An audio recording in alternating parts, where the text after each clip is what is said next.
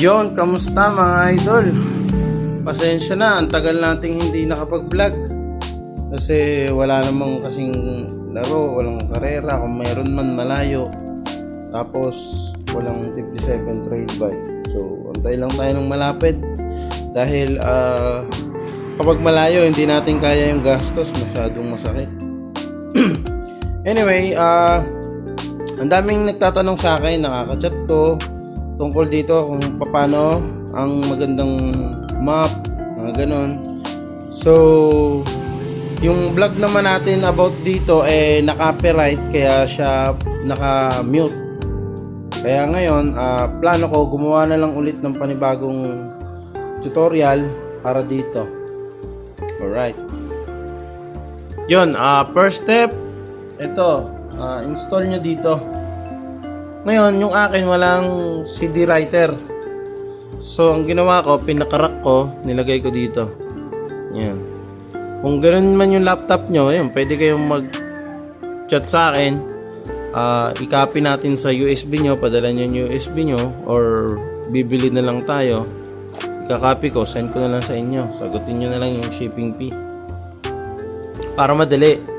Salpak lang sa USB. Yung iba kasing laptop ngayon, hindi na uso yung mga writer na yun. Wala. Kagaya nito. Tapos, kapag na-install nyo na, ayan, connect nyo lang to. Ayan, papunta dito yan. Sa CDI. O, alam nyo naman na yan, sigurado. Yan din nakakonect yung connector. Right. Pag nakakonect na siya sa CDI, on nyo lang to. Yan, ko-connect na siya. Nagko-connect siya kahit hindi open yung ignition. O yung sa iba kasi tutorial, kailangan open. Pero ako nakapag-edit ako kahit hindi, nagko-connect. Yun lang din yung natuklas ako nitong huli. Akala ko kailangan kasi nagsasalpak pa ako ng battery dyan para lang magkaroon ng power bago ko connect. Okay, sa map naman tayo. Wag nyo munang galawin. Ang payo ko sa inyo, subukan nyo muna yung ginawa ni Pitsbike na map. Kasi may nilagay na dyan si Pitsbike 1 to 8. 1 to, kung nakikita nyo habang tumataas, nag-a-advance. Ayan, tignan nyo mula sa 1, ang baba. Pagpasok ng 8, ang laki na ng tinaas. Yun ang problema. Kasi ang laki ng mga dinadagdag kada map. Pero okay lang yun gawa. Ito yung magiging baseline nyo. Subukan nyo muna lahat to. Maganda may sa dyno or orasan nyo kung saan maganda yung takbo. Mahirap to sa pakiramdaman lang So kung saan maganda oras, doon. Ang nangyari kay Ubi nung una, sa 8 siya matulin. So yun yung baseline ko. Kinapi ko si 8 na naggawa ko ng pataas ng konti, pakunti-kunti. So, ito yun, nakasave. Yan, pwede kayong mag-save as para mababalikan nyo. Yan na. Ginawa ko, yung 8 map, gumawa ko ng yan. Nakikita nyo, lahat yan 8 map, pero ini-edit ko pa bago-bago ng konti. Ayan. May gumagalaw dito, may gumagalaw doon, may gumagano. Yun. Ngayon, di ba ang baseline nyo ay 8 map na. Kumbaga, dito na kayo magbabase sa gantong RPM, sa gantong timing. Diyan ang maganda ibig sabihin, dan na sumakto yung timing nyo. I-edit nyo yan, i-copy nyo. Ngayon, gagawa kayo ng pakunti-kunting adjustment sa bawat map na ginawa nyo na ang baseline nyo ay si 8 kasi dun matulin. Ngayon, halimbawa, tumulin sa inyo ay kay 4. Si 4 ang i-copy nyo at i-edit nyo lahat ng 1 to 8 na yan sa map ni 4. Ikokopya nyo muna lahat si 4. Bawa, ito yung kay 4, copy nyo. Lahat yan, pare-pares. Bago na lang maglikot dito ng konting adjustment, mga pakapra-kapraso, yun. Para makuha nyo yung fine tune.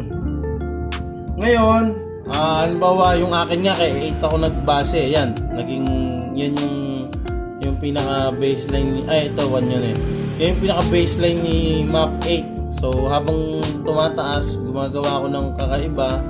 Ginagalaw-galaw ko, ina-advance ko, binababa ko.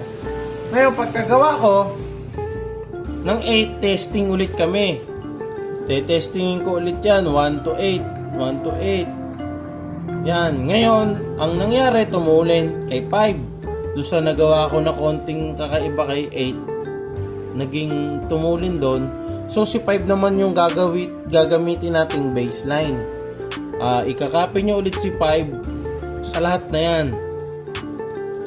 So, magiging 5 lahat yan, yung 1 to 8 na yan. Bago na lang kayo ulit e-edit ng pakunti-kunti. Siguro kahit nga dito, kahit nga 19 degree, gagawin yung 20, ganun lang kaunti, ganun lang kaikli. Yun. Bali, ang timing na to nga pala, hindi po to yung lakas ng kuryente. Hindi po yan yung kapag in-advance mo ganyan, lalakas yung kuryente dito. Hindi po advance po yan. Yan yung po yung timing ng spark na halimbawa sa 2000 RPM nag-a-advance na siya ng 10 degrees.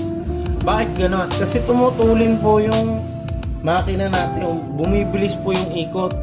So bumibilis din yung function ng mga valve, ng mga piston. Nade-delay na yung sunog kapag ka flat na timing yan.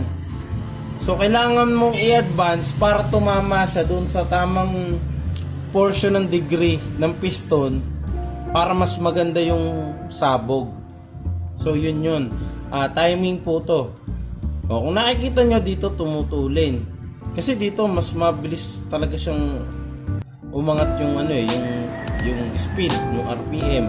Pagdating ng mga 5,000, bumibigat na yung cambio, bumababa na yung RPM mo, yung parang nagpa-flat na, nangihingi na siya ng cambio, kaya flat yan. So pag nag-cambio ka ulit, dito ulit yung mag-umpisa, pag-cambio mo ulit, ganun ulit. So kaya flat yan. So yan, mag-experiment na lang kayo kung saan tutulin yung motor nyo dyan. So paulit-ulit lang, ganun lang yung cycle. Gawa kayo ng kapay nyo si 1 to 8, bawa tumama sa 5, gawa kayo ng 5 ganyan. Doon sa ginawa nyo 5 yon, ang tumama ay si 4, gawa ulit kayo ng 5 4. Paulit-ulit lang hanggang sa makuha nyo yung pinakatamang-tama na halos 1 degree na lang ang diferensya, tumatama pa. Yun, ibig sabihin, fine-tune na yung makina nyo yun. Dito naman sa RPM degrees, RPM limit naman to. Ako kasi 16 nilalagay ko kasi yung mga rocker ko, ang mga alloy. Ang valve ko 4.5. So magagaang kaya niyang bumato kahit sa matataas na RPM. So kung confident kayo doon sa drivetrain nyo, pwede nyo taasan. Pero pag ang masama kasi niyan, kapag hindi kaya ng drivetrain nyo, halimbawa, mabigat yung valve nyo, mabigat yung rocker nyo, retainer, medyo hindi uukma kasi baka masabugan kayo Kasi ito si Ube, kaya niya hanggang 16 Kahit nga ipalimit ni Maiko to ng 16 bago siya magkambyo, kaya niya walang valve float na nangyayari. Kasi kaya pa nung spring, kaya pa nung kasi medyo alloy nga yung rocker natin, napapagaang natin. Yun lang naman yung sa RPM So kung medyo hindi kayo confident sa drivetrain nyo, babaan nyo, sabihin natin kahit 14, pwede na yun. Eto pa isa mga idol, hindi porke pare-parehas tayong 57, pare-parehas na yung map na gusto ng mga makina natin. Magkakaiba kasi tayo ng setup. Iba yung sprocket, iba yung gaang, iba yung drivetrain, iba yung cam, iba yung carbs. Lahat yan factor ng timing. Basta ito yung gusto ni Ube, dun ako. Dapat ang hanapin nyo kung saan ang gusto ng makina nyo. Hindi, kasi map ni Ube to hindi pwede dun sa inyo. Hanapin nyo yung sa inyo kasi magkaiba talaga. Doon na nga rin papasok yung isa kong sinasabi na halimbawa nakuha nyo na yung fine tune nyo, eto na siya, ayan Yun yung kay Ube. Yan dahil na siya pinaka the best. So gagawa nyo siya ng mga panibagong map. Halimbawa dito ko siya nilagay sa 4. Ilalagay nyo siya sa 4, tapos i-edit nyo pa rin siya ang 3 hanggang 1 pababa. Yan, nakikita nyo bumababa. Kahit na bumabagal siya dito, gawan nyo pa rin ng pababa yung 4 nyo. Alam nyo na eto na yung timing, gawan nyo pa rin ng pababa. Magagamit nyo yan mamaya. Yan, 4. Tapos sa 5 naman, pataas naman. Ganon. Kasi dito ka mag-a-adjust sa racetrack. Halimbawa, ang racetrack nyo ay paangat. Yan, pwedeng mabago ng factor nung timing yun. Kasi medyo ahon. Gusto niyan medyo ma-delay ng konti. Pag medyo ahon, gusto niyan medyo bawas ng konti yung timing. Kasi bababa yung RPM eh. Gawa, hirap umangat. Pangat kasi ng konti. Medyo may bigat ng konti, kaya medyo babagal yung speed ng RPM. Bawasan mo ng konti. Ngayon, kapag kapalusong naman ng racetrack, ang gusto niyan mas nag-a-advance. So, taasan nyo ng tagko konti. Kahit mga 0.2 sa experience ko, tumatalab. Kumbaga, ito yung binabayaran mo kaya ka programmable. Ikaw din ang gagawa ng ikatutulin mo. Hindi porke programmable na yung CDI mo, matulin na yung motor mo. Kailangan mo rin talagang pagtsagaan yung tono. Maghanda ka ng mga bala mo. Kaya nga 8 yan eh. Yan yung kinaganda ng 8 eh. Kumbaga mapapaghandaan na yung mga pangyayari. Sa experience ko, minsan dati nung hindi pa programmable, tatakbo ko dito, medyo ahon, nagbabago yung oras ko. Kahit konti, mahalaga yun. Sa tunuhan nyo, ang ganda. Ito yung map. Tapos pagdating nyo ng racetrack, medyo ahon, nagbabago kahit konti. Mahalaga yun. So, may bala ko, na-adjust namin ni Maiko, bago kami kumarera, susubukan muna namin yung 8 or medyo kabisado kasi na namin eh. Kaya minsan, pumupunta na agad siya sa 2 or 7, mga ganun. Medyo alam niya na yung adjustment. O kung sabihin ko man, testing mo to. Bumabalik yung dating oras namin kahit naahon yung racetrack. Kumbaga, minsan nga tumutulin pa sa dating oras eh. So, yung mga kalaban nyo nagbagalan kasi hindi nakapag-adjust. Ikaw, nakapag-adjust ka. Yun ang maganda dito sa programmable. Yun yung binayaran mo dito. Kaya, dapat talaga alam mo kung paano mo siya gagamitin para mapatulin yung motor. Meron naman siyang controller, 'di ba? Yung akin nga kinabit ko dito sa may pinaka-unahan niya eh. Para madali mapindot ni Maiko. Doon palit-palit na lang siya. Kahit wala kang laptop, at least naka-record na yung mga ginawa mo. Pipindutin niya lang sa controller. Nga pala, bawa nakapaggawa ka na ng map. Inedit mo yung stock map. Ang 7 yung nakuha mo, tapos na-edit mo na siya ng 8. Ang gagawin mo doon is i-write mo lang. Write. Tapos save. Bago, i-save as mo na rin para may file ka kagaya ng ganito na pwede mo siyang balikan. Diba? Yun lang. Pagka-write, close mo to, hugutin mo, pwede mo nang itakbo yun. So ako, kaya marami akong file nitong open. Tingnan nyo, kung babasahin nyo to, ayan, ang nakalagay dito, uphill. Yan. Ito yung mga pang downhill.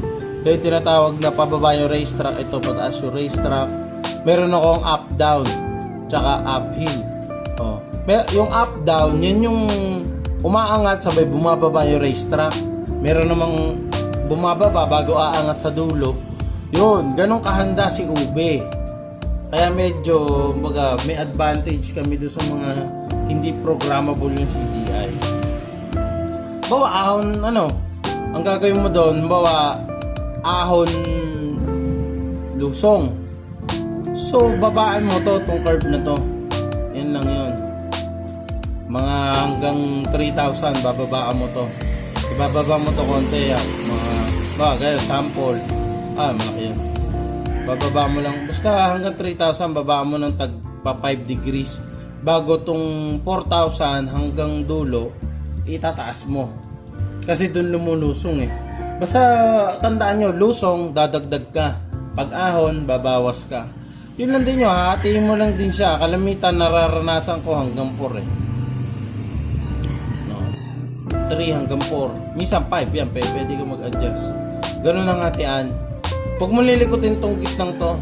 Basta dito ka mag-umpisa, tsaka dito. Yun. Ganun lang.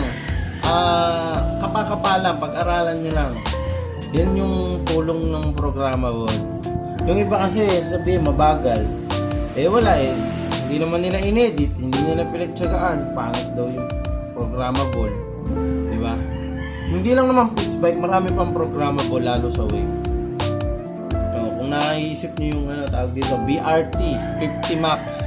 Oh, sa BRT 50 maps yung nakahanda. Gaano karami yun? Oh. Gaano kadami hinanda ng BRT para handang-handa kahit anong racetrack, kahit anong setup, kahit anong meron na doon. Kaso nga, ang problema, paano yung 50 maps? Ano yung 50 ng 50 yung testingin mo para makuha mo yung tatama? Ay di, sabog na yung motor mo, di ba? Yung, ganun lang. Tapos, ayan nga, yung controller ni Ope. Diyan ko nilagay para madali paltan. Hindi ko nilagay dito kasi baka mabasa. Dito ko nilagay para kahit umuulan, nakatago siya sa hangin, hindi siya nababasa. Yan, ganun lang. Minsan, binabalutan na lang yan ng cling wrap. Yan. Basta ganun lang, Dol.